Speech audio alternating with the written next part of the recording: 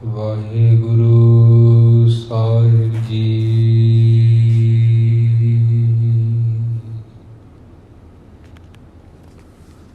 ਬਾਦਸ਼ਾਹ ਦਰਵੇਸ਼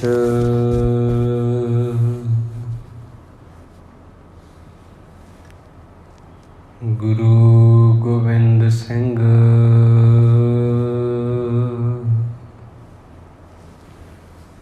ਸ਼ਾਹ ਸ਼ਹਿਨਸ਼ਾਹ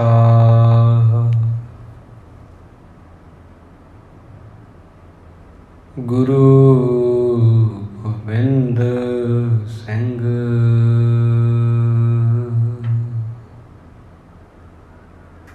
ਸਗਲ ਦਵਾਰ ਕੋ ਛਾੜ ਕੇ ਗਇਓ ਤੁਹਾਰੋ ਦਵਾਰ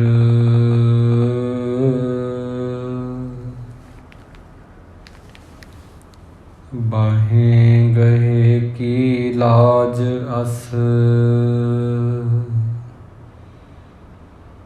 ਗੋਬਿੰਦ ਦਾਸ ਤੁਹਾਰ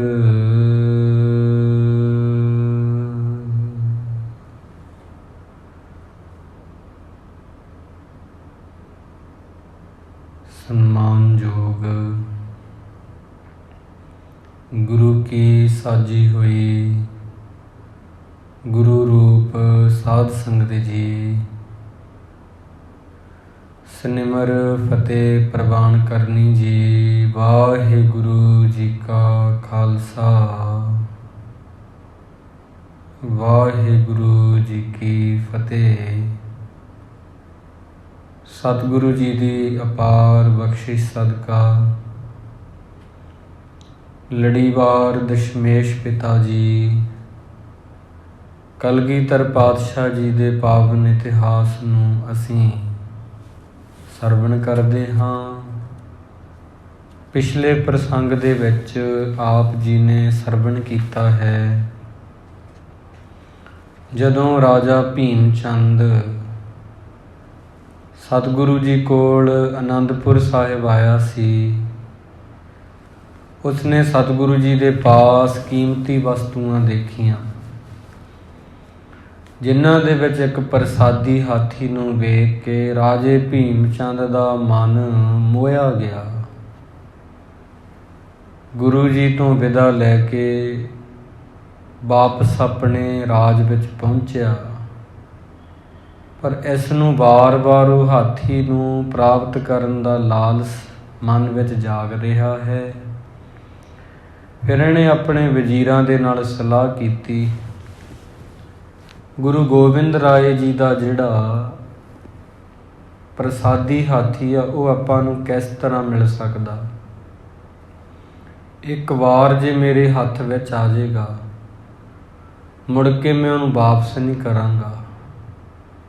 ਸਲਾਹਕਾਰਾਂ ਨੇ ਸਲਾਹ ਦਿੱਤੀ ਆ ਸਭ ਨੇ, ਪਰ ਇਸ ਨੂੰ ਇੱਕ ਸਲਾਹਕਾਰ ਦੀ ਸਲਾਹ ਬੜੀ ਪਸੰਦ ਆਈ ਕਿ ਮੇਰੇ ਘਰ ਵਿੱਚ ਮੇਰੇ ਪੁੱਤਰ ਦੀ ਸ਼ਾਦੀ ਆ, ਲਾਗੀ ਆਉਣਗੇ, ਜਿਨ੍ਹਾਂ ਦੇ ਆਉਣ ਦੇ ਨਾਲ ਉਹਨਾਂ ਨੂੰ ਫਿਰ ਹਾਥੀ ਦਿਖਾਉਣ ਦੀ ਲੋੜ ਪਵੇਗੀ, ਜਿਹਦੇ ਨਾਲ ਸਾਡੀ ਸ਼ਾਨ ਵਧੇਗੀ। ਲਾਗੀ ਜਾ ਕੇ ਫਿਰ ਲੜਕੀ ਵਾਲਿਆਂ ਕੋਲ ਸਾਡੀ ਸ਼ਾਨ ਬਾਰੇ ਦੱਸਣਗੇ। ਇਸ ਤਰ੍ਹਾਂ ਫਿਰ ਇਹਨੇ ਸੋਚ ਕੇ ਇੱਕ ਵਕੀਲ ਨੂੰ ਤਿਆਰ ਕਰਕੇ ਅਨੰਦਪੁਰ ਸਾਹਿਬ ਭੇਜਿਆ। ਉਹ ਚੱਲ ਕੇ ਆਇਆ ਤੇ ਉਸਨੇ ਆਖਿਆ ਕਿ ਮੈਂ ਜ਼ਰੂਰ ਉਹ ਹਾਥੀ ਤੁਹਾਡੇ ਵਾਸਤੇ ਲੈ ਕੇ ਆਵਾਂਗਾ ਤੇ ਕਾਰਜ ਹੋਇਆ ਹੀ ਸਮਝੋ। ਇਹ ਕਹਿ ਕੇ ਉਹ ਅਨੰਦਪੁਰ ਆਇਆ।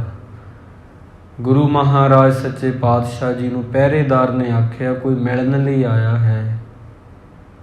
ਭੀਮ ਚੰਦ ਦਾ ਉਹ ਆਪਣੇ ਆਪ ਨੂੰ ਸਲਾਹਕਾਰ ਵਕੀਲ ਦੱਸਦਾ। ਸਤਿਗੁਰੂ ਜੀ ਨੇ ਆਖਿਆ ਉਹਨੂੰ ਪ੍ਰਸ਼ਾਦਾ ਛਕਾਓ, ਕੱਲ੍ਹ ਨੂੰ ਦੀਵਾਨ ਸਜੇਗਾ, ਉਦੋਂ ਫਿਰ ਦਰਸ਼ਨ ਹੋਣਗੇ। ਇੱਥੋਂ ਤੱਕ ਆਪ ਜੀ ਨੇ ਸੰਗਤ ਜੀ ਇਹ ਵਾਲਾ ਜੋ ਪ੍ਰਸੰਗ ਹੈ ਨਾ, ਇਹ ਸਰਵਣ ਕੀਤਾ ਸੀ। ਸੋ ਆਓ ਅੱਗੇ ਹੁਣ ਅਧਿਆਏ 32ਵਾਂ। ਇਸ ਦੇ ਵਿੱਚ ਕਵੀ ਸੰਤੋਖ ਸਿੰਘ ਜੀ ਜਿਵੇਂ ਆਖ ਰਹੇ ਆ, ਗੁਰੂ ਕਿਰਪਾ ਦੇ ਦੁਆਰਾ ਇਸ ਪ੍ਰਸੰਗ ਨੂੰ ਸਰਵਣ ਕਰੀਏ। ਦੋਹਰਾ। ਨੰਦ ਚੰਦ ਕਰ ਬੰਦ ਕੈ, ਭੀਮ ਚੰਦ ਸੈ ਲਿੰਦ। ਭਾਈ ਨੰਦ ਚੰਦ ਜੀ ਨੇ ਹੱਥ ਜੋੜੇ ਆ, ਗੁਰੂ ਪਾਤਸ਼ਾਹ ਜੀ ਅੱਗੇ ਬੇਨਤੀ ਕੀਤੀ, ਗੁਰੂ ਜੀ ਪਠਿਓ ਸੋ ਅਬੇ ਹਕਾਰੀਏ, ਦਰਸ਼ੇ ਪਦ ਅਰਬਿੰਦ। ਜਿਹੜਾ ਪਹਾੜੀ ਰਾਜਾ ਹੈ ਨਾ ਭੀਮ ਚੰਦ, ਉਹਨੇ ਜਿਹੜਾ ਦੂਤ ਭੇਜਿਆ ਹੈ ਉਹਨੂੰ ਹੁਣ ਆਪ ਜੀ ਬੁਲਾ ਲਵੋ ਤਾਂ ਕਿ ਉਹ ਵੀ ਆਪ ਜੀ ਦੇ ਦਰਸ਼ਨ ਕਰ ਸਕੇ। ਚੌਪਈ। ਲੈ ਸ੍ਰੀ ਗੁਰ ਤੇ ਹੁਕਮ ਪਠਾਇਓ।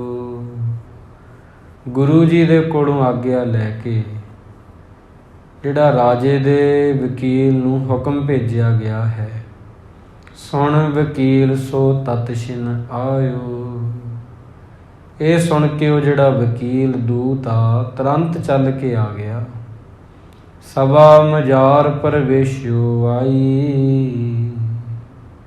ਆ ਕੇ ਉਸਨੇ ਕੀ ਕੀਤਾ, ਜਿਹੜੀ ਸਭਾ ਹੈ ਗੁਰੂ ਸਾਹਿਬ ਦਾ ਦਰਬਾਰ ਸਜਿਆ, ਉੱਥੇ ਪ੍ਰਵੇਸ਼ ਕਰ ਗਿਆ ਹੈ।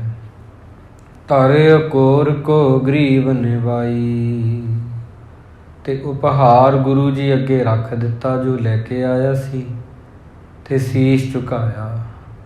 ਪਰ ਮਨ ਦੇ ਵਿੱਚ ਚਲਾਕੀਆਂ ਹਨ, ਮਨ ਦੇ ਵਿੱਚ ਚਤਰਾਈਆਂ ਨੇ। ਜਹਾਂ ਮੇਵਰੇ ਥਾਨ ਬਤਾਇਓ।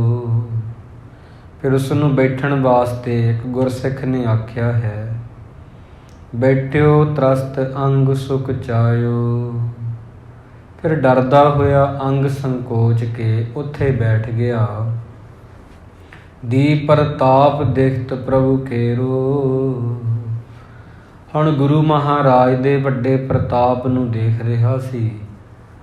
ਜਦਾ ਇੰਦਰਾਸਣ ਰਿੰਦ ਸੁਹੇਰੋ। ਜਿਵੇਂ ਇੰਦਰ ਸਭਾ ਦੇ ਵਿੱਚ ਰਾਜਾ ਇੰਦਰ ਹੋਵੇ, ਉਹ ਬਿਰਾਜਮਾਨ ਹੋਵੇ ਤਖਤ ਤੇ, ਇਸ ਤਰ੍ਹਾਂ ਦੀ ਸੋਭਾ ਇਸ ਨੇ ਤੱਕੀ ਆ। ਹਾਥ ਬੰਦ ਕਰ ਅਰਜ ਗੁਜ਼ਾਰੀ। ਇਹ ਆਏ ਹੋਏ ਦੂਤ ਨੇ ਨਾ ਹੱਥ ਜੋੜੇ ਆ ਕਲਗੀਧਰ ਪਾਤਸ਼ਾਹ ਜੀ ਦੇ ਅੱਗੇ। ਕਰੀ ਨਮੋ ਨਿਰਪ ਆਪ ਅਗਾਰੀ। ਕਹਿਣ ਲੱਗਾ, ਗੁਰੂ ਜੀ ਰਾਜੇ ਭੀਮ ਚੰਦ ਨੇ ਆਪ ਜੀ ਅੱਗੇ ਨਮਸਕਾਰ ਭੇਜੀ ਹੈ, ਰਾਜੇ ਦੀ ਨਮਸਕਾਰ ਕਬੂਲ ਕਰੋ।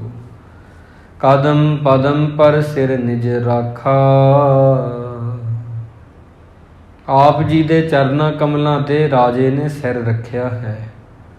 ਦਾਸਨ ਦਾਸ ਹੋਣ ਅਬਲਾਖਾ। ਹੁਣ ਰਾਜਾ ਆਪ ਜੀ ਦੇ ਦਾਸਾਂ ਦਾ ਦਾਸ ਹੋਣਾ ਚਾਹੁੰਦਾ ਹੈ ਜੀ। ਫੁਰਮਾਇਓ ਸ੍ਰੀ ਮੁਖ ਅਰਬਿੰਦ। ਗੁਰੂ ਪਾਤਸ਼ਾਹ ਜੀ ਨੇ ਆਪਣੇ ਮੁਖ ਕਮਲ ਤੋਂ ਫਰਮਾਇਆ, ਭੀਮ ਚੰਦ ਮਨ ਜਿੰਦਰ ਬਲਿੰਦੰ। ਕਿ ਭੀਮ ਚੰਦ ਇੱਕ ਵੱਡਾ ਰਾਜਾ, ਪਹਾੜੀ ਰਾਜਾ ਹੈ। ਕੁਸ਼ਲ ਸਮੇਤ ਕਹਾਂ ਅਬ ਥਿਰਿਓ। ਕੁਸ਼ਲਤਾ ਸਹਿਤ ਹੁਣ ਕਿੱਥੇ ਰਹਿੰਦਾ ਹੈ, ਦੱਸਣਾ ਕਰੋ ਜੀ ਸਾਨੂੰ। ਇਤ ਤੇ ਜਾਏ ਗਮਨ ਕਿਤ ਕਰਿਓ।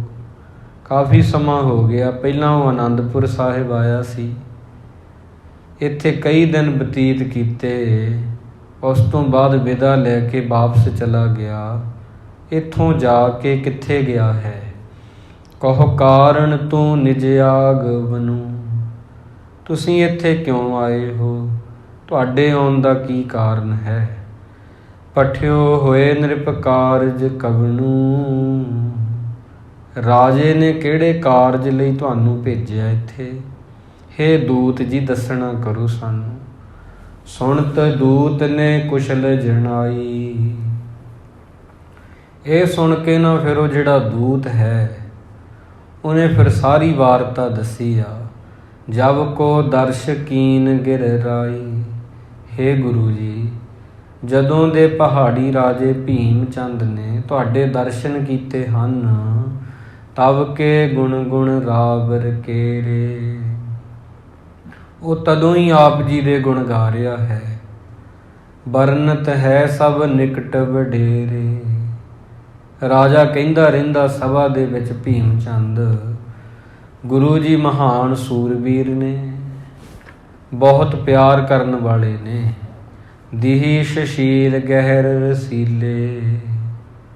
ਡੀਲ ਡੋਲ ਜਿਨ੍ਹਾਂ ਦਾ ਸ਼ੈਲ ਸ਼ਬੀਲਾ ਹੈ, ਡੀਲ ਸ਼ਬੀਲਾ ਹਰਤਾ ਹੀਲੇ। ਜਿਨ੍ਹਾਂ ਦੇ ਅੰਗ ਪੈਰ ਜਿਹੜੇ ਆ ਹਰ ਇੱਕ ਦਾ ਦਿਲ ਜਿੱਤ ਲੈਣ ਵਾਲੇ ਆ ਤੇ ਬੋਲ ਬਾਣੀ ਵੀ। ਇਸ ਤਰ੍ਹਾਂ ਫਿਰ ਵਕੀਲ ਨੇ ਗੁਰੂ ਮਹਾਰਾਜ ਕੋਲ ਆ ਕੇ ਰਾਜੇ ਦੇ ਸੰਬੰਧ ਵਿੱਚ ਇਸ ਤਰ੍ਹਾਂ ਕਹਿਣਾ ਸ਼ੁਰੂ ਕੀਤਾ, ਪਾਪ ਕਲਾਪ ਆਪ ਸ਼ਬਜੈ ਹੈ। ਰਾਜਾ ਕਹਿੰਦਾ ਕਿ ਸਾਰੇ ਪਾਪ ਛੁਪ ਜਾਂਦੇ ਆਪ ਜੀ ਨੂੰ ਦੇਖ ਕੇ। ਜੈ ਕੇ ਹਰਤੈ ਨਰ ਗਿਜ ਭੈ ਹੈ। ਜਿਵੇਂ ਸ਼ੇਰ ਜਿੱਥੇ ਰਹਿੰਦਾ ਹੋਵੇ ਉੱਥੇ ਹਾਥੀ ਦਾ ਕੀ ਡਰ ਹੈ। ਸਭ ਹਨ ਦੁਰਲਭ ਦਰਸ਼ਨ ਜਿਉ। ਸਾਰਿਆਂ ਨੇ ਦੁਰਲਭ ਦਰਸ਼ਨ ਆਪ ਜੀ ਦੇ ਕੀਤੇ ਆ। ਭੂਤਲ ਇਤਕੋ ਪਾਵਨ ਹੋਇਓ। ਇਹ ਸਥਾਨ ਦੀ ਧਰਤੀ ਪਵਿੱਤਰ ਕੀਤੀ ਹੈ। ਇਤਿਆਦਿਕ ਮਹਿਮਾ ਗੁਣ ਬ੍ਰਿੰਦੰ। ਰਾਜੇ ਦੇ ਇਸ ਤਰ੍ਹਾਂ ਦੇ ਕਹੇ ਹੋਏ ਜਿਹੜੇ ਬਚਨ ਆ ਉਹ ਆਪ ਜੀ ਨੂੰ ਮੈਂ ਸੁਣਾਉਂਦਾ ਹਾਂ। ਸੁਣਤ ਰਹੇ ਸਭ ਕਹੇ ਨਰਿੰਦਨ। ਰਾਜਾ ਆਪ ਜੀ ਦਾ ਨਾਮ ਜਪਦਾ, ਉੱਥੋਂ ਦੇ ਲੋਕ ਰਿਆਸਤ ਦੇ ਸੁਣਦੇ ਨੇ। ਇਤ ਤੇ ਜਾਏ ਨ ਕਤਹੂੰ ਗਇਓ। ਇੱਥੋਂ ਜਾ ਕੇ ਰਾਜਾ ਕਿਤੇ ਵੀ ਨਹੀਂ ਗਿਆ ਹੋਰ। ਰਹੋ ਸਦਨ ਮਨ ਆਨੰਦ ਭਇਓ। ਆਪਣੇ ਹੀ ਰਾਜ ਵਿੱਚ ਰਹਿ ਰਿਹਾ ਹੈ, ਆਪਣੇ ਹੀ ਘਰ ਦੇ ਵਿੱਚ ਰਹਿ ਰਿਹਾ ਹੈ। ਮਮ ਆਗਮਨ ਸੁਣਹੁ ਪ੍ਰਭ। ਹੇ ਪ੍ਰਭੂ ਜੀ, ਮੇਰੇ ਇੱਥੇ ਆਉਣ ਦਾ ਕਾਰਨ ਵੀ ਸੁਣ ਲਵੋ ਆਪ ਜੀ। ਰਾਵਰ ਕੰਨੈ ਪਠਿਓ ਹਿਤ ਧਾਰਣ। ਮੈਨੂੰ ਰਾਜੇ ਨੇ ਆਪ ਜੀ ਕੋਲ ਭੇਜਿਆ ਹੈ। ਰਾਜੇ ਹਾਥ ਜੋੜ ਇਮ ਭਾਖਾ। ਰਾਜੇ ਨੇ ਨਾ ਹੱਥ ਜੋੜੇ ਆਪ ਜੀ ਦੇ ਅੱਗੇ। ਚਰਨ ਕਮਲ ਮੈਂ ਪ੍ਰੀਤ ਪਿਲਾਖਾ। ਤੇ ਤੁਹਾਡੇ ਚਰਨਾਂ ਦੇ ਨਾਲ ਪਿਆਰ ਬਣਾਇਆ ਹੈ। ਇੱਥੇ ਆਇਆ ਹੋਇਆ ਦੂਤ ਝੂਠ ਬੋਲ ਰਿਹਾ ਹੈ ਸੰਗਤ ਜੀ, ਕਿਉਂਕਿ ਰਾਜੇ ਨੂੰ ਸਿਰਫ ਗੁਰੂ ਸਾਹਿਬ ਦੀਆਂ ਵਸਤੂਆਂ ਨਾਲ ਮੁਹੱਬਤ ਆ, ਗੁਰੂ ਜੀ ਨਾਲ ਨਹੀਂ ਹੈ। ਜੇ ਤਕ ਦੇਸ਼ ਰਾਜ ਮਮ ਸੈੜ। ਜਿੰਨਾ ਵੀ ਮੇਰਾ ਪਹਾੜ ਦੇਸ਼ ਦਾ ਰਾਜ ਆ। ਰਾਜੇ ਨੇ ਕਿਹਾ ਆਪਣੋ ਜਾਣ ਕਰੇ ਗੁਰ ਸੈਲ। ਗੁਰੂ ਜੀ ਇੱਥੇ ਆਉਣ ਤੇ ਸੈਰ ਕਰਨ ਆ ਕੇ ਇਹ ਰਾਜਾ ਚਾਹੁੰਦਾ ਹੈ। ਜਿਵੇਂ ਆਪਣਿਓ ਪਰ ਹੁਕਮ ਪਖਾਨੇ। ਜਿਵੇਂ ਤੁਸੀਂ ਸਾਰਿਆਂ ਤੇ ਹੁਕਮ ਕਰਦੇ ਹੋ ਨਾ, ਰਾਜਾ ਕਹਿੰਦਾ ਹੈ ਤਿਮਹੀ ਮੋਹ ਪਰ ਕਰਨਾ ਠਾਨੇ। ਮੇਰੇ ਤੇ ਵੀ ਉਵੇਂ ਹੁਕਮ ਕਰੋ ਆ ਕੇ। ਇਸ ਤਰ੍ਹਾਂ ਰਾਜਾ ਭੀਮ ਚੰਦ ਕਦੇ ਵੀ ਨਹੀਂ ਸਹਾਰ ਸਕਦਾ ਕਿ ਉਹਦੇ ਕੋਈ ਹੁਕਮ ਕਰੇ। ਇਹ ਸਿਰਫ ਗੱਲਾਂ ਨੂੰ ਘੁਮਾ ਕੇ ਤੇ ਵਕੀਲ ਨੇ ਹਾਥੀ ਦੀ ਗੱਲ ਕਰਨੀ ਆ ਬਾਅਦ ਵਿੱਚ। ਸੰਗਤ ਜੀ ਸਿਰਫ ਇਹ ਵੈਸੇ ਹੀ ਉੱਪਰੋਂ ਕਹਿ ਰਿਹਾ ਹੈ ਕਿ ਰਾਜਾ ਜਿਹੜਾ ਹੈ ਗੁਰੂ ਸਾਹਿਬ ਜੀ ਦੀ ਨਿਗਾਹ ਦੇ ਵਿੱਚ ਚੰਗਾ ਬਣ ਜਾਏਗਾ। ਗਜ ਬਾਜੀ ਆਦਿਕ ਕਰ ਮੇਰੇ। ਇਹ ਵੀ ਕਹਿੰਦਾ ਹੈ ਰਾਜਾ ਮੇਰੇ ਘਰ ਵਿੱਚ ਬਹੁਤ ਹਾਥੀ ਘੋੜੇ ਆ। ਕਰੇ ਮੰਗਾਵਣ ਲੈ ਸ਼ੁਭ ਹੇਰੇ। ਹੇ ਗੁਰੂ ਜੀ, ਜੇ ਤੁਹਾਨੂੰ ਕਦੇ ਕੋਈ ਉਹਦਾ ਹਾਥੀ ਘੋੜਾ ਚਾਹੀਦਾ ਹੈ ਤਾਂ ਮੰਗਵਾ ਲਵੋ। ਸਦਨ ਮਾਂਜ ਪਾਵਣ ਕੋ ਚਾਹਤ।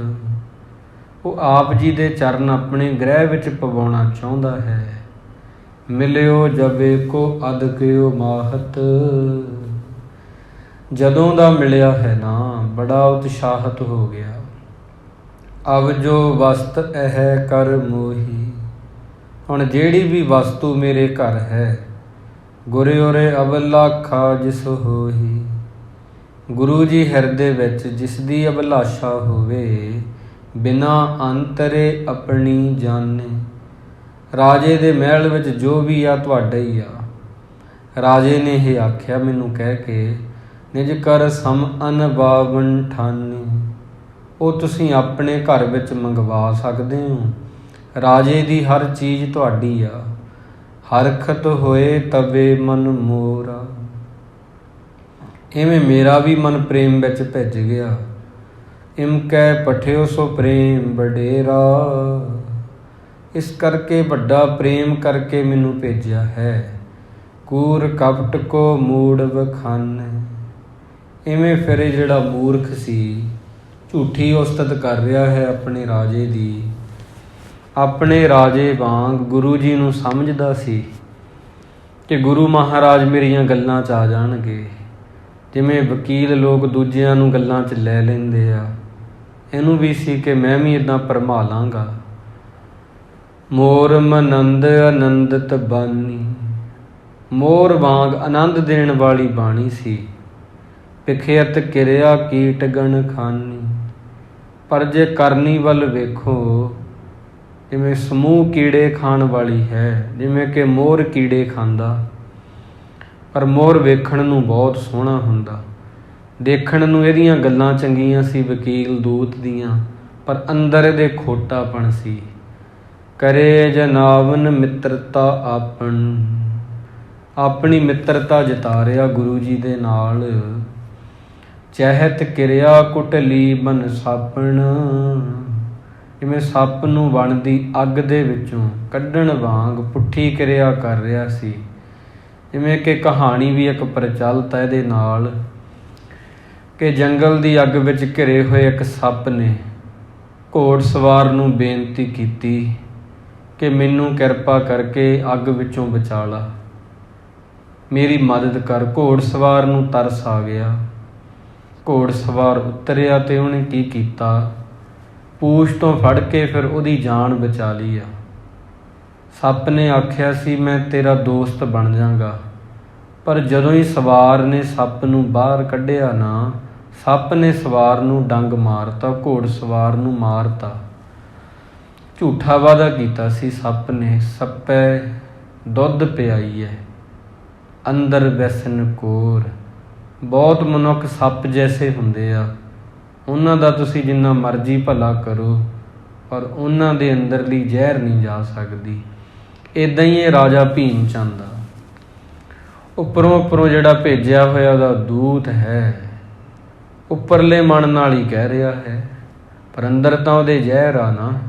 ਜਥਾ ਹਲਾਹਲ ਭਰ ਕਟ ਕੰਚਨ। ਜਿਵੇਂ ਸੋਨੇ ਦਾ ਘੜਾ ਹੋਵੇ ਪਰ ਜ਼ਹਿਰ ਨਾਲ ਭਰਿਆ ਹੋਵੇ, ਫਿਰ ਉਹਦਾ ਕੀ ਲਾਭ ਆ। ਕਿਦੋਂ ਦੁਬਦ ਜੁਤ ਹੋਏ ਫਲ ਰੰਚਨ।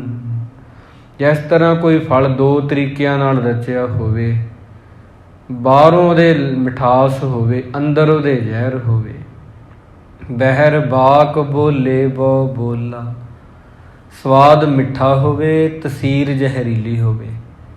ਕਈ ਫਲ ਐਸੇ ਹੁੰਦੇ ਆ ਬੜੇ ਜ਼ਹਿਰੀਲੇ ਨੇ ਜੰਗਲ ਦੇ ਵਿੱਚ, ਉਹਨਾਂ ਨੂੰ ਛੂਹ ਵੀ ਲਓ ਅਤੇ ਇਨਸਾਨ ਦੀ ਚਮੜੀ ਉੱਠ ਕੱਢਦੀ ਆ। ਕਈ ਐਸੇ ਬੂਟੇ ਪੌਦੇ ਨੇ ਸਾਰੇ ਹੱਥ ਛਾਲਿਆਂ ਨਾਲ ਭਰ ਜਾਏਗਾ। ਇਹ ਐਸਾ ਫਲ ਹੋਵੇ ਜਿਵੇਂ ਦਿਸਣ ਨੂੰ ਸੋਹਣਾ ਹੋਵੇ, ਖਾਣ ਨੂੰ ਕੌੜਾ ਹੋਵੇ। ਜਿਵੇਂ ਸਿੰਮਲ ਆ, ਸਿੰਮਲ ਦਾ ਜਿਹੜਾ ਰੁੱਖ ਆ ਉਹਨੂੰ ਫਲ ਲੱਗਦੇ ਆ, ਫਲ ਫਿੱਕੇ ਫੁੱਲ ਬਕ ਬਕੇ ਆ, ਕੰਮ ਨਾ ਆਵੇ ਪੱਤ। ਤੋਤਾ ਆਉਂਦਾ ਉਹਨੂੰ ਵੇਖ ਕੇ ਸੋਚਦਾ ਕਿ ਸਿੰਮਲ ਮੈਨੂੰ ਫਲ ਖਵਾਊਗਾ। ਸਿੰਮਲ ਦੇ ਫਲ ਵਿੱਚ ਚੁੰਝ ਮਾਰਦਾ, ਚੁੰਝ ਖੁੱਭ ਜਾਂਦੀ ਉਹਦੀ। ਕਿਹਾ ਜਾਂਦਾ ਕਿ ਇਸ ਤਰ੍ਹਾਂ ਉਹਦੀ ਮੌਤ ਹੋ ਜਾਂਦੀ ਹੈ। ਅਤੇ ਬਾਕੀ ਇਹਦੇ ਫਲ ਫਿੱਕੇ ਫੁੱਲ ਬਕ ਬਕੇ ਹੁੰਦੇ ਆ, ਫਲ ਮਿੱਠੇ ਨਹੀਂ ਹੁੰਦੇ। ਚਿੜੀਆਂ ਨਿਰਾਸ਼ ਹੋ ਕੇ ਮੁੜਦੀਆਂ, ਤੋਤੇ ਉਦਾਸ ਹੋ ਕੇ ਮੁੜਦੇ ਆ ਸਿੰਮਲ ਤੋਂ। ਬਾਹਰੋਂ ਇਹ ਵਕੀਲ ਦੇ ਕੀਮਤੀ ਬੋਲ ਆ, ਪਰ ਅੰਦਰ ਜ਼ਹਿਰ ਹੈ ਇਹਦੇ। ਕੋ ਸਮਤਾ ਕਹੇ ਕਪਟ ਕੀ। ਕਪਟ ਦੀ ਤੁਲਨਾ ਕਿਹੜੀ ਵਸਤੂ ਨਾਲ ਕਵੀ ਜੀ ਕਹਿੰਦੇ ਮੈਂ ਕਰਾਂ। ਇਹਨੂੰ ਉਹ ਜ਼ਹਿਰ ਨਾਲ ਭਰਿਆ ਹੋਇਆ ਸੱਪ ਸਮਝੋ, ਇਹਨੂੰ ਉਹ ਫਲ ਸਮਝੋ ਜਿਹੜਾ ਖਾਣ ਨੂੰ ਮਿੱਠਾ, ਤਸੀਰ ਜ਼ਹਿਰੀਲੀ ਆ। ਇਹਨੂੰ ਸੋਨੇ ਦਾ ਭਾਂਡਾ ਸਮਝੋ ਜਿਹਦੇ ਵਿੱਚ ਜ਼ਹਿਰ ਭਰਿਆ ਹੋਇਆ। ਪਟਕੀ ਓਟ ਜਥਾ ਕ੍ਰਿਤ ਨਟਕੀ। ਕੱਪੜੇ ਦੇ ਓਲੇ ਜਿਵੇਂ ਨੱਟ ਦੀ ਕਾਰ ਹੁੰਦੀ ਆ, ਜਿਸ ਬਿਦ ਦੇਹ ਪ੍ਰਭੂ ਏ ਕਰੀ। ਇਸ ਤਰ੍ਹਾਂ ਗੱਲਾਂ ਬਣਾ ਰਿਹਾ ਘੁਮਾ ਕੇ। ਗੁਰੂ ਜੀ ਮੈਨੂੰ ਹਾਥੀ ਦੇ ਦੇਣਗੇ ਆਪਣਾ। ਤਾਂ ਹੀ ਪਹਿਲਾਂ ਆਖਿਆ ਕਿ ਭੀਮ ਚੰਦ ਦੇ ਹਾਥੀ ਤੁਹਾਡੇ ਆ, ਭੀਮ ਚੰਦ ਦੇ ਘੋੜੇ ਰਾਜੇ ਦੇ ਤੁਹਾਡੇ ਆ, ਜੋ ਚਾਹੋ ਲੈ ਲਓ। ਫਿਰ ਮੈਂ ਬਾਅਦ ਵਿੱਚ ਇਹ ਕਹਿਣ ਜੋਗਾ ਹੋ ਜਾਊਂਗਾ ਕਿ ਗੁਰੂ ਸਾਹਿਬ ਜੀ ਤੁਸੀਂ ਸਾਨੂੰ ਆਪਣਾ ਹਾਥੀ ਦੇ ਦਿਓ। ਇਸ ਤਰ੍ਹਾਂ ਦੀਆਂ ਗੱਲਾਂ ਬਣਾ ਕੇ ਛਲ ਕੀਤਾ ਹੈ। ਸੁਣ ਕੇ ਨੰਦ ਚੰਦ ਤਬ ਕਹੇ। ਇਹ ਸੁਣ ਕੇ ਭਾਈ ਨੰਦ ਚੰਦ ਜੀ ਕਹਿਣ ਲੱਗੇ, ਜੇ ਇਸ ਬਿਦਰਾ ਜੇ ਚਿਤ ਚਹਿਓ, ਜੇ ਇਸ ਵਿਧੀ ਦੇ ਨਾਲ ਰਾਜੇ ਨੇ ਚਿੱਤ ਵਿੱਚ ਚਾਹਿਆ ਹੈ, ਸੁਖਦਾਇਕ ਨਿਤ ਆਤ ਵਿਸ਼ੇਰੀ, ਤਾਂ ਇਹ ਤਾਂ ਸਦਾ ਹੀ ਚੰਗੀ ਗੱਲ ਹੁੰਦੀ ਆ। ਨਿਤ ਪ੍ਰਤ ਹਵੈ ਹੈ ਸੰਦ ਵਡੇਰੀ, ਮੇਲ ਮਿਲਾਪ ਵਧਾਉਣਾ। ਭਾਈ ਨੰਦ ਚੰਦ ਜੀ ਕਹਿੰਦੇ ਚੰਗੀ ਗੱਲ ਹੁੰਦੀ ਆ। ਆਏ ਹੋਏ ਦੂਤ ਨੂੰ ਕਹਿਣ ਲੱਗੇ, ਗੁਰ ਕਰ ਸੰਗ ਕਾਮਣਾ ਜੈਸੇ। ਇਹ ਗੁਰੂ ਨਾਨਕ ਸਾਹਿਬ ਜੀ ਦਾ ਘਰ ਆ। ਇੱਥੇ ਜਿਹੋ ਜੀ ਕੋਈ ਕਾਮਨਾ ਕਰਦਾ ਹੈ, ਬਿਨ ਬਿਲੰਬ ਲਹੈ ਫਲ ਤੈਸੇ, ਉਹੋ ਜਿਹਾ ਫਲ ਇਹਨੂੰ ਮਿਲ ਜਾਂਦਾ ਹੈ। ਸਦਾ ਸਮੀਪ ਬਾਸ ਜਿਸ ਕੇਰਾ, ਸਦਾ ਹੀ ਜਿਸ ਦਾ ਨੇੜੇ ਵਾਸਾ ਹੈ। ਕਰੈ ਪ੍ਰੇਮ ਕੈ ਦਵੈਸ਼ ਵਡੇਰਾ। ਇਸ ਕਰਕੇ ਜੇ ਉਹ ਪ੍ਰੇਮ ਕਰੇ ਤੇ ਬੜੀ ਚੰਗੀ ਗੱਲ ਆ। ਜੇ ਰਾਜਾ ਗੁਰੂ ਨਾਲ ਪ੍ਰੇਮ ਵਧਾਉਣਾ ਚਾਹੁੰਦਾ ਹੈ ਨਾ, ਇਹ ਤੋਂ ਚੰਗੀ ਗੱਲ ਦੱਸੋ ਭਲਾ ਕੀ ਹੋ ਸਕਦੀ ਹੈ ਜੀ। ਤਿਸ ਤੇ ਹੈ ਸੁਖ ਕੈ ਦੁਖ ਨੀਤ। ਇਸ ਤਰ੍ਹਾਂ ਜੇ ਕੋਈ ਈਰਖਾ ਕਰਦਾ ਗੁਰੂ ਘਰ ਦੇ ਨਾਲ, ਉਹਨੂੰ ਵੀ ਫਲ ਮਿਲ ਜਾਂਦਾ ਹੈ। ਹਰਖ ਸ਼ੋਕ ਕੇ ਰਹਿ ਬਸ ਚੀਤ। ਖੁਸ਼ੀ ਗਮੀ ਆਉਂਦੀ ਰਹਿੰਦੀ ਆ। ਜੇ ਇਨਸਾਨ ਇੱਕ ਦੂਜੇ ਦਾ ਸਹਾਰਾ ਬਣੇ, ਜ਼ਿੰਦਗੀ ਬਹੁਤ ਸੌਖੀ ਹੋ ਸਕਦੀ ਆ। ਰਾਵ ਕੇ ਰੰਕ ਭਲਾ ਜੋ ਚਾਹੇ, ਚਾਹੇ ਰਾਜਾ ਹੋਵੇ ਚਾਹੇ ਕੋਈ ਭਿਖਾਰੀ, ਗੁਰੂ ਜੀ ਸਭ ਨੂੰ ਗਲ ਨਾ ਲਾਉਂਦੇ ਆ। ਸਦਾ ਸਰਲੇ ਔਰ ਗੁਰ ਸੰਗ ਰਹਿ। ਜਿਹੜਾ ਵੀ ਕੋਈ ਪ੍ਰੇਮ ਧਾਰ ਕੇ ਆ ਜਾਂਦਾ, ਗੁਰੂ ਜੀ ਗਲਵੱਕੜੀ ਵਿੱਚ ਲੈ ਲੈਂਦੇ ਆ। ਸੁਣਤ ਵਕੀਲ ਬਾਤ ਕੋ ਕਹਿਓ। ਇਹ ਸੁਣ ਕੇ ਉਹ ਜਿਹੜਾ ਵਕੀਲ ਹੈ ਸੰਗਤ ਜੀ, ਫਿਰ ਉਹ ਆਪਣੀਆਂ ਗੱਲਾਂ ਸ਼ੁਰੂ ਕਰਦਾ ਹੈ। ਗੁਰੂ ਕੰਨੇ ਰਾਜੇ ਮਚਹਿਓ। ਕਹਿੰਦਾ ਰਾਜਾ ਗੁਰੂ ਜੀ ਕੋਲੋਂ ਇਸ ਤਰ੍ਹਾਂ ਹੀ ਚਾਹੁੰਦਾ ਹੈ। ਜਗ ਮੈਂ ਸੋਭਾ ਹੋਏ ਵਡੇਰੀ। ਜਿਵੇਂ ਜੱਗ ਦੇ ਵਿੱਚ ਵੱਡੀ ਸੋਭਾ ਹੋਵੇ, ਹੋਏ ਪਰਲੋਕ ਸੁਖ ਦੇ ਤਿਸ ਬੇਰੀ। ਰਾਜਾ ਗੁਰੂ ਜੀ ਦੇ ਚਰਨਾਂ ਨਾਲ ਜੁੜ ਕੇ ਆਪਣਾ ਰਸਤਾ ਸਾਫ਼ ਕਰਨਾ ਚਾਹੁੰਦਾ, ਪਰਲੋਕ ਵਾਲਾ। ਇਹ ਸਿੱਖਿਆ ਲੈਣੀ ਚਾਹੁੰਦਾ ਗੁਰੂ ਜੀ ਤੋਂ, ਜੀਵਨ ਕਮਾਉਣਾ ਚਾਹੁੰਦਾ ਹੈ। ਅਬ ਸੋ ਬਾਹਿਤ ਮੋਹੇ ਪਠਾਇਓ। ਇਸ ਕਰਕੇ ਤਾਂ ਮੈਨੂੰ ਭੇਜਿਆ ਹੈ। ਲਖੇ ਸ਼ਗਨ ਨਿਜ ਸੁਤ ਕੋ ਆਇਓ। ਹੁਣ ਨਾ ਜੋ ਖਾਸ ਗੱਲ ਆ ਉਹ ਇਹੀ ਆ ਕਿ ਰਾਜਾ ਇਹ ਸਮਝਦਾ ਕਿ ਹੁਣ ਉਹਦੇ ਪੁੱਤਰ ਦਾ ਸ਼ਗਨ ਲੱਗਣਾ ਹੈ। ਫਤਿਹ ਸ਼ਾਹ ਸ਼੍ਰੀ ਨਗਰ ਨਰੇਸ਼ੂ। ਸ਼੍ਰੀਨਗਰ ਦਾ ਰਾਜਾ ਇੱਕ ਫਤਿਹ ਸ਼ਾਹ ਉਹਦਾ ਨਾਮ ਆ। ਉਹਦੀ ਬੇਟੀ ਨਾਲ ਰਾਜਾ ਭੀਮ ਚੰਦ ਦੇ ਪੁੱਤਰ ਦਾ ਸਾਕ ਪੱਕਾ ਹੋ ਗਿਆ ਹੈ। ਰਾਜ ਸਮਾਜ ਪ੍ਰਤਾਪ ਵਿਸ਼ੇਸ਼ੂ। ਫਤਿਹ ਸ਼ਾਹ ਦੇ ਕੋਲ ਵੀ ਬਹੁਤ ਵੱਡਾ ਸਮਾਜ ਆ, ਰਾਜ ਆ। ਸ਼੍ਰੀਨਗਰ ਦਾ ਉਹ ਰਾਜਾ ਹੈ। ਤਨਜਾ ਕੋ ਸੰਬੰਧ ਕੇ ਤਾਈ।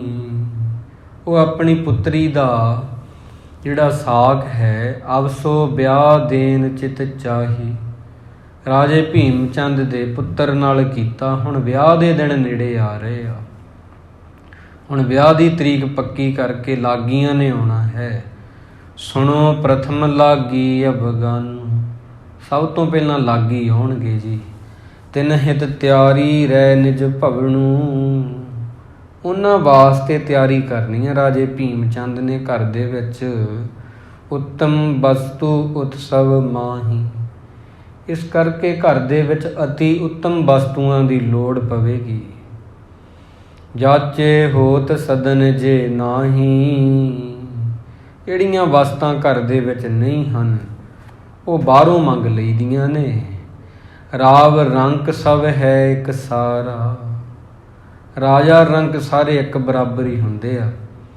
ਜਿਸ ਘਰ ਵਿੱਚ ਕੋਈ ਚੀਜ਼ ਨਹੀਂ ਹੁੰਦੀ ਰਾਜੇ ਨੂੰ ਵੀ ਕਈ ਵਾਰ ਮੰਗਣੀ ਪੈ ਜਾਂਦੀ ਆ। ਗੁਰੂ ਜੀ ਜਾਚੇ ਬਿਨ ਨਾ ਚਲੇ ਵਿਵਹਾਰ।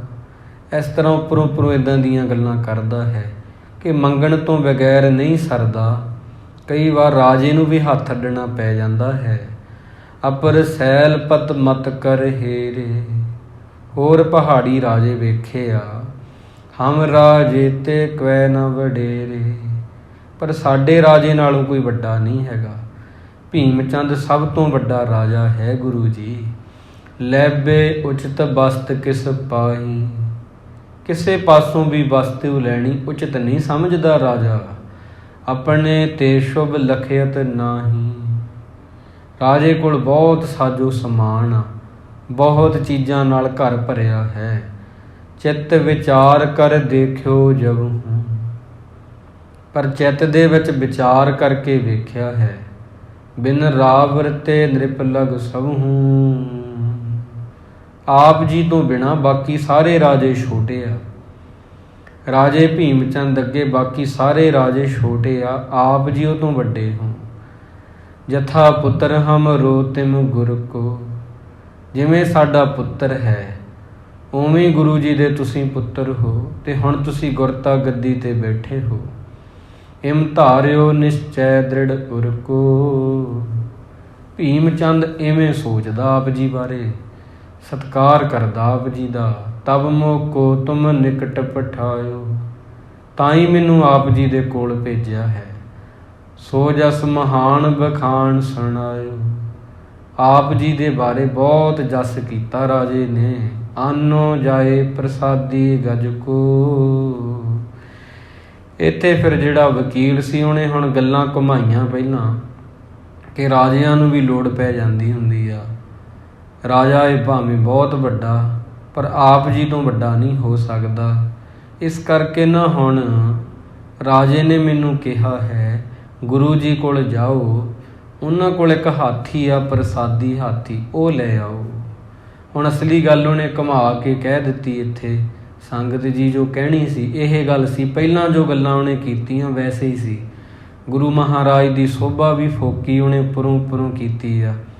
ਇਸ ਤਰ੍ਹਾਂ ਅੰਦਰ ਜ਼ਹਿਰ ਆ, ਬਾਹਰ ਕੁਝ ਹੋਰ ਆ, ਮਨ 'ਚ ਕੁਝ ਹੋਰ ਆ। ਕਹਿਣ ਲੱਗਾ ਫਿਰ ਅੱਗੇ, ਗੁਰੂ ਰੱਖੇਂਗੇ ਹਮਰੀ ਲਜ ਕੋ। ਕਿ ਗੁਰੂ ਜੀ ਸਾਨੂੰ ਪੂਰਾ ਯਕੀਨ ਆ ਤੁਸੀਂ ਸਾਡੀ ਲਾਜ ਰੱਖੋਗੇ। ਵਸਤ ਅਜਾਇਬ ਤੈਨੂੰ ਵਾਸਾ। ਰਾਜੇ ਨੇ ਮੈਨੂੰ ਕਿਹਾ ਕਿ ਗੁਰੂ ਜੀ ਦੇ ਘਰ ਵਿੱਚ ਬਹੁਤ ਕੀਮਤੀ ਵਸਤੂਆਂ ਨੇ। ਮੁਦਤ ਹੋਤ ਜੇ ਲਖੇ ਤਮਾਸ਼ਾ। ਜਿਨ੍ਹਾਂ ਦਾ ਤਮਾਸ਼ਾ ਵੇਖ ਕੇ ਸਾਰੇ ਖੁਸ਼ ਹੁੰਦੇ ਆ। ਭਾਵ ਕਿ ਗੁਰੂ ਜੀ ਸੁਣਿਆ ਆਪ ਜੀ ਕੋਲ 2.5 ਲੱਖ ਦਾ ਇੱਕ ਤੰਬੂ ਹੈ। ਸੁਣਿਆ ਆਪ ਜੀ ਦੇ ਕੋਲ 5 ਘੋੜੇ ਆ ਸੋਨੇ ਦੀਆਂ ਕਾਠੀਆਂ ਵਾਲੇ। ਸੁਣਿਆ ਆਪ ਜੀ ਕੋਲ ਬਹੁਤ ਸੁੰਦਰ ਤੀਰ ਨੇ। ਇੱਕ 5 ਕਲਾ ਸ਼ਸਤਰ ਹੈ। ਏਕ ਬਾਰ ਸੋ ਲੈ ਕਰੇ ਆਵੋ। ਇਹ ਵੀ ਸੁਣਿਆ ਆਪ ਜੀ ਕੋਲ ਹਾਥੀ ਆ। ਇਸ ਕਰਕੇ ਰਾਜੇ ਨੇ ਮੈਨੂੰ ਭੇਜਿਆ ਕਿ ਇੱਕ ਵਾਰ ਉਹਨਾਂ ਵਸਤੂਆਂ ਨੂੰ ਲੈ ਆਓ। ਸ਼ਗਨਨ ਕੇ ਲਾਗੀ ਦਰਸਾਵੋ। ਲਾਗੀਆਂ ਨੂੰ ਦਿਖਾਉਣੀਆਂ ਅਸੀਂ, ਬਾਅਦ ਵਿੱਚ ਆਪ ਜੀ ਨੂੰ ਵਾਪਸ ਕਰ ਦਾਂਗੇ ਗੁਰੂ ਜੀ। ਤਿੰਨ ਪਿੱਛੇ ਕੁੰਚਰ ਪੁੰਚਾਵੇ। ਉਹਨਾਂ ਦੇ ਆਉਣ ਤੋਂ ਪਹਿਲਾਂ ਲਾਗੀਆਂ ਦੇ ਹਾਥੀ ਉੱਥੇ ਹਾਜ਼ਰ ਕਰੋ ਜੀ। ਇਸ ਕਰਕੇ ਭਿਖ ਕਰ ਜੇ ਸਗਰੇ ਬਿਸਮਾਵੇ। ਇਹ ਹਾਥੀ ਨੂੰ ਵੇਖ ਕੇ ਲਾਗੀ ਹੈਰਾਨ ਹੋਣਗੇ ਤੇ ਜਾ ਕੇ ਦੱਸਣਗੇ ਸ਼੍ਰੀਨਗਰ ਦੇ ਰਾਜੇ ਨੂੰ, ਜਿਹਦੀ ਲੜਕੀ ਨਾਲ ਸਾਕ ਹੋਣਾ ਰਾਜੇ ਭੀਮ ਚੰਦ ਦੇ ਪੁੱਤਰ ਦਾ। ਫਤਿਹ ਸ਼ਾਹ ਕੇ ਸਹਿਤ ਸੁਣਾਵੇ। ਫਤਿਹ ਸ਼ਾਹ ਨੂੰ ਜਾ ਕੇ ਸੁਣਾਉਣਗੇ ਲਾਗੀ ਕਿ ਜਿੱਥੇ ਤੁਹਾਡੀ ਲੜਕੀ ਦਾ ਸਾਕ ਕਰਕੇ ਆਏ ਆ ਉਹਨਾਂ ਕੋਲ ਇਹੋ ਜਿਹਾ ਹਾਥੀ ਆ। ਅਦਭੁਤ ਕੇ ਹਮ ਸੋ ਜਸ ਵਧਾਵੇ। ਇਵੇਂ ਆਪ ਜੀ ਦੀਆਂ ਵਸਤੂਆਂ ਵਿਖਾ ਕੇ ਰਾਜੇ ਦੀ ਸੋਭਾ ਚੌਗਣੀ ਹੋ ਜਾਏਗੀ। ਇਸ ਪ੍ਰਕਾਰ ਤੇ ਮਮਿਆ ਗਬਨੂ। ਇਸ ਕਰਕੇ ਮੇਰਾ ਇੱਥੇ ਆਉਣਾ ਹੋਇਆ। ਪਠਿਓ ਨਰਿੰਦ ਨੁਕਟ ਸੁਖ ਭਵਣੂ। ਰਾਜੇ ਨੇ ਮੈਨੂੰ ਆਪ ਜੀ ਕੋਲ ਭੇਜਿਆ। ਕਪਟ ਸਣੇ ਸੁਣ ਸੈਨ ਵਕੀਲੰ। ਕਪਟ ਭਰੇ ਬੋਲ ਸੀ ਵਕੀਲ ਦੇ। ਗੁਰੂ ਸਾਹਿਬ ਜੀ ਜਾਣਗੇ ਕਿ ਤਾਂ ਉੱਪਰੋਂ ਉੱਪਰੋਂ ਇਸ ਤਰ੍ਹਾਂ ਕਹਿ ਰਿਹਾ, ਇਹਨਾਂ ਨੇ ਹਾਥੀ ਨਹੀਂ ਮੋੜਨਾ। ਅੰਤਰਜਾਮੀ ਗੁਣੀ ਗਹੀਲੰ। ਗੁਰੂ ਸਾਹਿਬ ਜੀ ਹੁਣ ਅੰਤਰਜਾਮੀ ਆ, ਬਿਨ ਬੋਲ ਤਾਪ ਪਛਾਨੈ। ਅੰਤਰਜਾਮੀ ਜਾਣੈ, ਜਾਣਦੇ ਆ ਦਿਲਾਂ 'ਚ ਕੀ ਆ, ਸਭ ਦੇ ਜਾਣ ਲੈਂਦੇ ਆ। ਪੜ੍ਹ ਲਿਆ ਉਹਦਾ ਦਿਲ ਤੇ ਸਮਝ ਗਏ ਨੇ ਸਾਰੀ ਗੱਲ ਨੂੰ। ਲਗੇ ਪਹਾੜੀ ਮੱਤ ਕੇ ਕਾਚੇ। ਗੁਰੂ ਸਾਹਿਬ ਜੀ ਕਹਿਣ ਲੱਗੇ ਸੱਚੀ ਗੱਲ ਹੈ, ਪਹਾੜੀ ਲੋਕ ਮੱਤ ਦੇ ਬੜੇ ਕੱਚੇ ਆ। ਛਲ ਕੋ ਠਾਣ ਕਹਾਵਤ ਸਾਚੇ। ਛਲ ਕਰਨਾ ਚਾਹੁੰਦੇ ਆ ਗੁਰੂ ਨਾਨਕ ਦੇ ਘਰ ਨਾਲ। ਜੇ ਅਬ ਇਨਕੋ ਦੇ ਪ੍ਰਸਾਦੀ। ਇਹਨਾਂ ਨੂੰ ਜੇ ਹਾਥੀ ਦੇ ਵੀ ਦਈਏ ਕੋਈ ਵੱਡੀ ਗੱਲ ਨਹੀਂ, ਹਾਥੀ ਦੇ ਦੇਵਾਂਗੇ, ਪਰ ਤਉ ਬਾਦ ਕਰ ਹੈ ਅਪਵਾਦੀ। ਬਾਅਦ ਵਿੱਚ ਇਹਨਾਂ ਨੇ ਮੋੜਨਾ ਨਹੀਂ, ਬਾਅਦ ਵਿੱਚ ਝਗੜਾ ਖੜਾ ਕਰਨਗੇ। ਬਹੁ ਬੋਹਰੇ ਨੈਮਤ ਮੰਦੇ। ਇਹ ਮਾੜੀ ਮੱਤ ਵਾਲੇ ਆ, ਵਾਪਸ ਨਹੀਂ ਕਰਨਗੇ। ਨਿਜ ਚਿਤ ਰਾਈ ਲਖੇ ਵਿਲੰਦੇ। ਆਪਣੀ ਚਲਾਕੀਆਂ ਨੂੰ ਵੱਡਾ ਸਮਝਦੇ ਆ। ਪੁਨ ਪਰ ਹੈ ਸੰਗਰਾਮ ਵਿਸਾਲਾ। ਫਿਰ ਕਹਿੰਦੇ ਇਹਨਾਂ ਨਾਲ ਵੱਡਾ ਯੁੱਧ ਕਰਨਾ ਪਵੇਗਾ। ਗਿਰਪਤ ਗਰਵਤ ਮੈਤ ਕੁਚਾਲਾ। ਪਹਾੜੀ ਰਾਜੇ ਘਮੰਡ ਨਾਲ ਭਰੇ ਹੋਏ ਆ, ਹੰਕਾਰ ਦੇ ਨਾਲ। ਇਹਨਾਂ ਨੂੰ ਲੱਗਦਾ ਸਾਨੂੰ ਟੱਕਰ ਦੇਣ ਵਾਲਾ ਕੋਈ ਨਹੀਂ ਹੈ। ਇਸ ਤਰ੍ਹਾਂ ਫਿਰ ਭੈੜੇ ਕਾਰ ਕਰਨਗੇ, ਸਾਨੂੰ ਇਹਨਾਂ ਨਾਲ ਫਿਰ ਜੰਗ ਲੜਨੀ ਪਵੇਗੀ। ਸੋ ਬਿਹਤਰ ਇਹ ਆ ਕਿ ਇਹਨਾਂ ਨੂੰ ਹਾਥੀ ਨਾ ਦਈਏ। ਸਾਡੇ ਇੱਕ ਰਾਜੇ ਸਿੱਖ ਦੁਆਰਾ ਭੇਟਾ ਕੀਤੀ ਇਹ ਵਸਤੂ ਆ, ਕਿਸ ਨੇ ਸਾਨੂੰ ਇਹ ਦਿੱਤੀ ਹੈ ਬੜੇ ਪ੍ਰੇਮ ਦੇ ਨਾਲ। ਜਾਤੇ ਨੈ ਦੇ ਨੂੰ ਬਣਿਆ ਵੇ। ਇਸ ਕਰਕੇ ਇਹਨਾਂ ਨੂੰ ਹਾਥੀ ਨਾ ਹੀ ਦਈਏ। ਲੈ ਲਿਆ ਤੇ ਇਹਨਾਂ ਮੁੱਕਰ ਜਾਣਾ, ਫਿਰ ਉਹਨੂੰ ਵਾਪਸ ਲੈਣ ਲਈ ਸਾਨੂੰ ਯੁੱਧ ਕਰਨਾ ਪਵੇਗਾ। ਇਸਕੇ ਸੰਗ ਜੰਗ ਹੀ ਭਾਵੈ।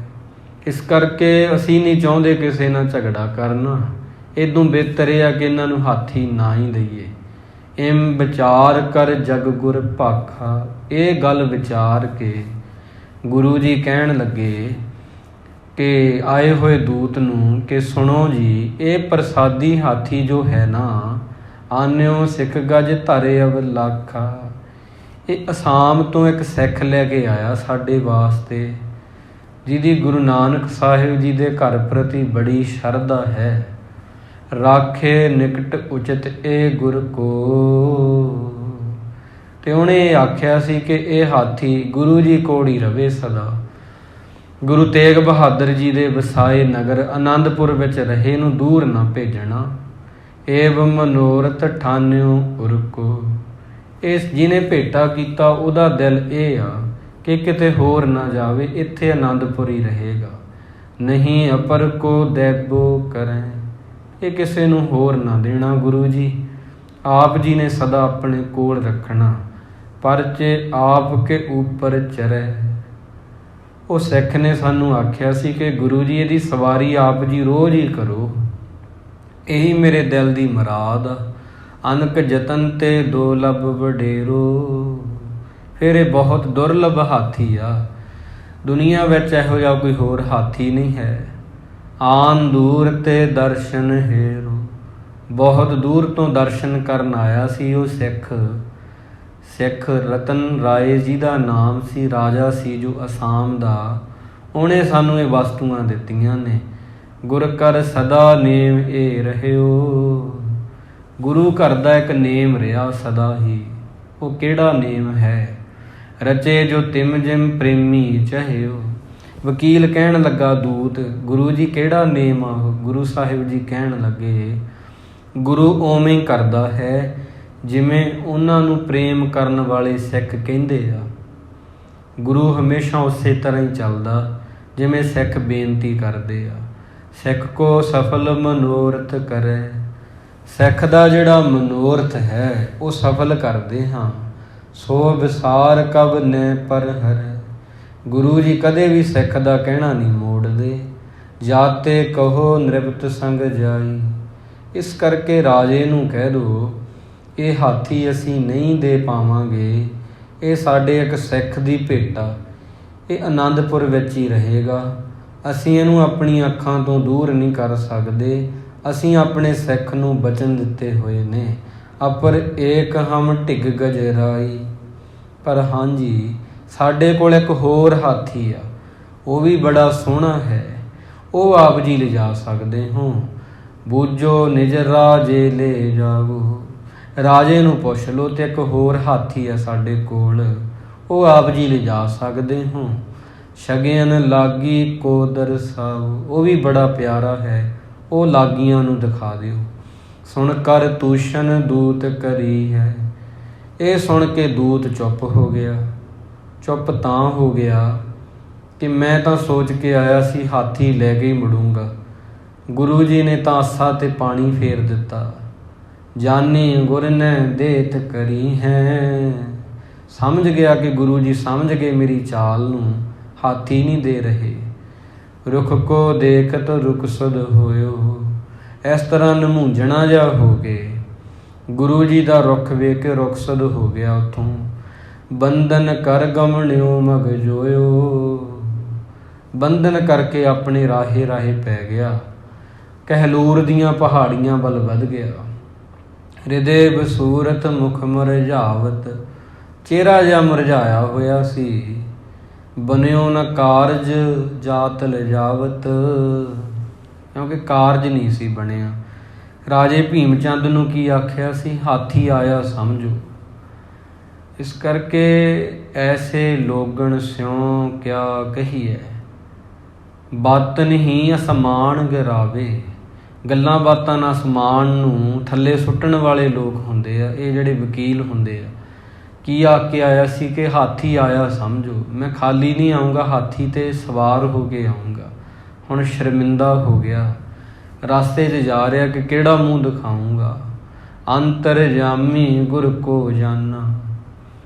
ਗੁਰੂ ਜੀ ਤਾਂ ਅੰਤਰਜਾਮੀ ਨੇ, ਵਾਕਈ ਸਮਝ ਗਏ ਮੇਰਾ ਹਾਲ ਦਿਲ ਦਾ, ਮੈਂ ਕੀ ਸੋਚ ਕੇ ਆਇਆ ਸੀ। ਗਿਰਪਤ ਕੋ ਸਭ ਕਪਟ ਪਛਾਨਾ। ਇਹ ਵਕੀਲ ਕਹਿਣ ਲੱਗਾ ਗੁਰੂ ਜੀ ਨੇ ਤਾਂ ਪਹਾੜੀ ਰਾਜੇ ਦੇ ਕਪਟ ਨੂੰ ਪਛਾਣ ਲਿਆ ਹੈ। ਜਾਏ ਪ੍ਰਵੇਸ਼ੋ ਆਪਣੇ ਪੁਰ ਮੈਂ। ਫਿਰ ਆਪਦੇ ਨਗਰ 'ਚ ਜਾ ਕੇ ਪ੍ਰਵੇਸ਼ ਕੀਤਾ। ਅਨਕ ਕਲਪਨਾ ਠਾਨਤ ਉਰ ਮੈਂ। ਦਿਲ ਦੇ ਵਿੱਚ ਕਲਪਨਾਵਾਂ ਦੀ ਦੁਨੀਆ 'ਚ ਚਲਿਆ ਗਿਆ ਕਿ ਮੈਂ ਤਾਂ ਆ ਕੇ ਆਇਆ ਸੀ ਸਭਾ ਦੇ ਵਿੱਚ, ਸਭ ਨੂੰ ਹਾਥੀ ਆਇਆ ਹੀ ਸਮਝੋ। ਹੁਣ ਮੈਂ ਖਾਲੀ ਹੱਥ ਆਇਆ, ਭੀਮ ਚੰਦ ਦੇ ਮੱਥੇ ਕਿਵੇਂ ਲੱਗਾਂਗਾ, ਕੀ ਉਹਨੂੰ ਆਖਾਂਗਾ, ਜਾ ਕੇ ਕਿਹੜੀ ਬਾਤ ਸੁਣਾਵਾਂਗਾ। ਜੇ ਮੈਂ ਕਹਾਂਗਾ ਖਾਲੀ ਹੱਥ ਮੁੜ ਆਇਆ ਤੇ ਉਹ ਆਖੇਗਾ ਤੂੰ ਆਖਿਆ ਸੀ ਕਿ ਤੂੰ ਖਾਲੀ ਹੱਥ ਨਹੀਂ ਹਾਥੀ ਨੂੰ ਲੈ ਕੇ ਹੀ ਆਵੇਂਗਾ ਤੇ ਤੂੰ ਬਚਨ ਝੂਠਾ ਕੀਤਾ।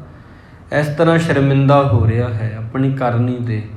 ਇਸ ਕਰਕੇ ਕਿਹਾ ਜਾਂਦਾ, ਬਾਣੀ ਸਾਨੂੰ ਇਹੀ ਕਹਿੰਦੀ ਆ ਕਿ ਪਹਿਲਾਂ ਤੋਲੋ ਤੇ ਫਿਰ ਬੋਲੋ। ਸੋਚ ਸੋਚ ਕੇ ਬੋਲੋ, ਬੋਲਣ ਤੋਂ ਪਹਿਲਾਂ ਸੋਚੋ। ਬਾਣੀ ਇਹ ਵੀ ਨਹੀਂ ਕਹਿੰਦੀ, ਬਾਣੀ ਤਾਂ ਇਹ ਕਹਿੰਦੀ ਸੋਚਣ ਤੋਂ ਵੀ ਪਹਿਲਾਂ ਸੋਚੋ। ਪਰ ਕਾ ਬੁਰਾ ਨਾ ਰਾਖੋ ਚੀਤ। ਸੋਚਣ ਤੋਂ ਵੀ ਪਹਿਲਾਂ ਸੋਚੋ, ਬੋਲਣ ਤੋਂ ਪਹਿਲਾਂ ਤਾਂ ਸੋਚੋ ਹੀ। ਸੋਚਣ ਤੋਂ ਵੀ ਪਹਿਲਾਂ ਸੋਚੋ ਮੈਂ ਕੀ ਗੱਲ ਕਹਿਣੀ ਆ। ਪਹਿਲਾਂ ਇਹਨੇ ਫੜਾਂ ਮਾਰ ਦਿੱਤੀਆਂ, ਉੱਥੇ ਵੱਡੀਆਂ ਵੱਡੀਆਂ ਗੱਲਾਂ ਕਰ ਦਿੱਤੀਆਂ। ਹੁਣ ਬਣਿਓ ਨਾ ਕਾਰਜ ਜਾਤ ਲਿਜਾਵਤ। ਕਾਰਜ ਨਹੀਂ ਬਣਿਆ, ਹੁਣ ਸ਼ਰਮਿੰਦਾ ਹੋ ਗਿਆ। ਅੰਤਰਜਾਮੀ ਗੁਰ ਕੋ ਜਾਨਾ। ਸਮਝ ਗਿਆ ਕਿ ਗੁਰੂ ਜੀ ਤਾਂ ਅੰਤਰਜਾਮੀ ਆ। ਗਿਰਪਤ ਕੋ ਸਭ ਕਪਟ ਪਛਾਨ। ਪਹਾੜੀ ਰਾਜੇ ਦੇ ਕਪਟ ਨੂੰ ਪਛਾਣ ਲਿਆ। ਗੁਰੂ ਮਹਾਰਾਜ ਨੇ ਸਮਝ ਗਿਆ ਕਿ ਗੁਰੂ ਨੇ ਤਾਂ ਮੇਰਾ ਵੀ ਮਨ ਪੜ੍ਹ ਲਿਆ, ਪਹਾੜੀ ਰਾਜੇ ਦਾ ਵੀ ਮਨ ਪੜ੍ਹ ਲਿਆ। ਇਸ ਕਰਕੇ ਹੁਣ ਮੈਂ ਕੀ ਕਹਾਂ, ਭੀਮ ਚੰਦ ਜਿਹੜਾ ਹੈ ਉਹਨੂੰ ਕਿਹੜਾ ਮੁੱਖ ਲੈ ਕੇ ਜਾਵਾਂਗਾ। ਦੇਖਤ ਬੋਲਿਓ ਮੁਖ ਮਰਝਾਇਓ। ਭੀਮ ਚੰਦ ਕੇ ਪਾਸ ਬਿਠਾਇਓ। ਫਿਰ ਹੌਲੀ ਹੌਲੀ ਇਹਨੂੰ ਜਾਣਾ ਹੀ ਪੈਣਾ ਸੀ। ਪਹਾੜੀ ਰਾਜੇ ਕੋਲ ਗਿਆ। ਰਾਜਾ ਭੀਮ ਚੰਦ ਜਿੱਥੇ ਸਭਾ ਦੇ ਵਿੱਚ ਸਜਿਆ ਹੋਇਆ ਹੈ, ਪਹੁੰਚਿਓ ਜਾਏ ਵਕੀਲ ਤਬ। ਉੱਥੇ ਵਕੀਲ ਪਹੁੰਚ ਗਿਆ। ਬੰਦਤ ਭਇਓ ਨਿਰੰਦ, ਹੱਥ ਜੋੜ ਕੇ ਖੜ ਗਿਆ ਫਿਰ। ਤੇ ਉਹ ਰਾਜਾ ਭੀਮ ਚੰਦ ਸੀ ਤੇ ਉਹਨੂੰ ਖੁਸ਼ੀ ਸੀ ਕਿ ਹਾਥੀ ਲੈ ਕੇ ਹੀ ਆਇਆ ਹੋਵੇਗਾ, ਜਾਂ ਇਸ ਤਰ੍ਹਾਂ ਦਰਬਾਰ ਤੋਂ ਸਭਾ ਤੋਂ ਬਾਹਰ ਖੜਾ ਹੋਵੇਗਾ, ਜਾਂ ਤਬੇਲੇ ਵਿੱਚ ਲੈ ਗਏ ਹੋਣਗੇ, ਇਸ ਤਰ੍ਹਾਂ ਸੋਚ ਰਿਹਾ ਹੈ। ਹੁਣ ਚਿਹਰਾ ਮੁਰਝਾਇਆ ਹੈ। ਇਹਦਾ ਚਿਹਰਾ ਵੇਖ ਕੇ ਰਾਜਾ ਵੀ ਜਿਹੜਾ ਸੀ ਸੋਚਿਆ ਕਿ ਇਉਂ ਲੱਗਦਾ ਹਾਥੀ ਨਹੀਂ ਲੈ ਕੇ ਆਇਆ। ਇਨਸਾਨ ਦਾ ਜਿਵੇਂ ਚਿਹਰਾ ਦੱਸਦਾ ਕਿ ਅੱਜ ਖੁਸ਼ ਆ, ਉਦਾਸ ਆ, ਕਿਸ ਤਰ੍ਹਾਂ ਦਾ ਇਹਦਾ ਮਨ ਆ। ਲਈਅਤ ਕਰੀ ਨਹੀਂ ਸੰਗ ਲਿਆਇਓ, ਦੇਖਤ ਬੋਲਿਓ ਮੁਖ ਮੁਰਝਾਇਓ। ਇਹਦਾ ਤਾਂ ਚਿਹਰਾ ਮੁਰਝਾ ਗਿਆ, ਕੁਮਲਾ ਗਿਆ। ਜਾਪਦਾ ਹਾਥੀ ਨਾਲ ਨਹੀਂ ਲਿਆਇਆ ਹੈ। ਇਸ ਤਰ੍ਹਾਂ ਜਾਪਦਾ ਹੈ ਜੀ। ਇੱਥੇ ਫਿਰ ਕਵੀ ਜੀ ਪ੍ਰਸੰਗ ਦੀ ਸਮਾਪਤੀ ਕਰਦੇ ਨੇ। ਅੱਗੇ ਫਿਰ ਰਾਜੇ ਨੂੰ, ਭੀਮ ਚੰਦ ਨੂੰ ਕੀ ਦੱਸਦਾ ਹੈ ਕਿ ਉੱਥੇ ਅਨੰਦਪੁਰ ਵਿੱਚ ਗਿਆ ਸੀ, ਕੀ ਹੋਇਆ, ਅੱਗੋਂ ਰਾਜਾ ਭੀਮ ਚੰਦ ਕੀ ਸਲਾਹ ਦਿੰਦਾ ਫਿਰ ਕੱਲ੍ਹ ਦੇ ਪ੍ਰਸੰਗ ਵਿੱਚ ਆਪ ਜੀ ਸਰਵਣ ਕਰੋਗੇ ਗੁਰੂ ਪਿਆਰੀ ਸੰਗਤ ਜੀ। ਸੋ ਇਹ ਅੱਜ ਦਾ ਪ੍ਰਸੰਗ ਹੈ, ਜਿਹਦੇ ਵਿੱਚੋਂ ਸਿੱਖਿਆ ਸਾਨੂੰ ਇਹ ਮਿਲੀ ਆ। ਕਈ ਲੋਕ ਐਸੇ ਹੁੰਦੇ ਆ, ਗੱਲੀ ਹੋਂ ਸੁਹਾਗਣ ਭੈਣੇ, ਗੱਲਾਂ ਬਾਤਾਂ ਦੇ ਨਾਲ ਬਹੁਤ ਵੱਡੇ ਬਣ ਜਾਂਦੇ ਆ, ਪਰ ਕੰਤ ਨ ਕਬਹੂ ਮੈਂ ਮਿਲਿਆ। ਉਹਨਾਂ ਦੇ ਦਿਲ ਦੇ ਵਿੱਚ ਵਾਹਿਗੁਰੂ ਪ੍ਰਤੀ ਕੋਈ ਪਿਆਰ ਨਹੀਂ ਹੁੰਦਾ, ਉਹਨਾਂ ਦੇ ਦਿਲ ਵਿੱਚ ਵਾਹਿਗੁਰੂ ਪ੍ਰਤੀ ਕੋਈ ਵੀ ਮੁਹੱਬਤ ਜਾਂ ਇਸ਼ਕ ਨਹੀਂ ਹੁੰਦਾ, ਗੁਰੂ ਪ੍ਰਤੀ ਕੋਈ ਸ਼ਰਧਾ ਨਹੀਂ ਹੁੰਦੀ। ਉਹ ਗੱਲਾਂ ਬਾਤਾਂ ਨਾਲ ਵੱਡੇ ਬਣਦੇ ਆ। ਗੱਲੀ ਜੋਗ ਨਾ ਹੋਈ, ਪ੍ਰੀਤਮ ਕੈ ਦੇਸ਼ ਕੈਸੈ ਬਾਤਨ ਸੇ ਜਾਈਏ। ਗੱਲਾਂ ਦੇ ਨਾਲ ਵਾਹਿਗੁਰੂ ਦੇ ਦੇਸ਼ ਵਿੱਚ ਨਹੀਂ ਜਾਇਆ ਜਾ ਸਕਦਾ, ਗੱਲਾਂ ਬਾਤਾਂ ਦੇ ਨਾਲ ਨਹੀਂ ਵੱਡੇ ਹੋਇਆ ਜਾ ਸਕਦਾ। ਅਸਲ ਵੱਡਾ ਉਹ ਆ ਜਿਹਦੇ ਕਰਮ ਵੱਡੇ ਆ। ਤਾਂ ਇਹ ਗੱਲਾਂ ਬਾਤਾਂ ਦੇ ਨਾਲ ਵੱਡਾ ਬਣਨਾ ਚਾਹੁੰਦਾ ਸੀ ਵਕੀਲ, ਤੇ ਇਸ ਤਰ੍ਹਾਂ ਉੱਥੋਂ ਫਿਰ ਵਾਪਸ ਮੁੜਿਆ ਆ ਮੁਰਝਾਇਆ ਚਿਹਰਾ ਲੈ ਕੇ। ਹੁਣ ਭੀਮ ਚੰਦ ਅੱਗੇ ਕੀ ਕਹੇਗਾ, ਅੱਗੋਂ ਕੀ ਜਵਾਬ ਇਹਨੂੰ ਦੇਵੇਗਾ ਭੀਮ ਚੰਦ, ਕਿਵੇਂ ਇਹਦੇ 'ਤੇ ਗੁੱਸਾ ਕਰੇਗਾ, ਕੱਲ੍ਹ ਦੇ ਦੀਵਾਨ ਵਿੱਚ ਤੁਸੀਂ ਸਰਵਣ ਕਰੋਗੇ। ਅੱਜ ਦੇ ਦੀਵਾਨ ਵਿੱਚ ਇਤਨਾ ਹੀ। ਕਲਗੀਆਂ ਵਾਲੇ ਸੱਚੇ ਪਾਤਸ਼ਾਹ ਜੀ ਸ਼ਾਨ ਬੜੀ ਉੱਚੀ ਸੁੱਚੀ ਹੈ। ਬੋਲਦੇ ਇੱਕ ਨਹੀਂ ਬਹੁਤ ਭੁੱਲਾਂ ਹੋ ਗਈਆਂ। ਹਾਂਜੀ, ਗੁਰੂ ਦੀ ਸੰਗਤ ਤੇ ਸਤਿਗੁਰੂ ਜੀ ਬਖਸ਼ਿੰਦ ਪਿਤਾ ਨੇ ਬਖਸ਼ ਲੈਣ ਜੀ। ਆਓ ਅਖੀਰਲੀਆਂ ਪੰਕਤੀਆਂ ਪੜ੍ਹ ਕੇ ਫਤਿਹ ਬੁਲਾਈਏ। ਦੇਖਤ ਬੋਲਿਓ ਮੁਖ ਮੁਰਝਾਇਓ, ਲਖੀਅਤ ਕਰੀ ਨਹੀਂ ਸੰਗ ਲਿਆਇਓ। ਵਾਹਿਗੁਰੂ ਜੀ ਕਾ ਖਾਲਸਾ, ਵਾਹਿਗੁਰੂ ਜੀ ਕੀ ਫਤਿਹ।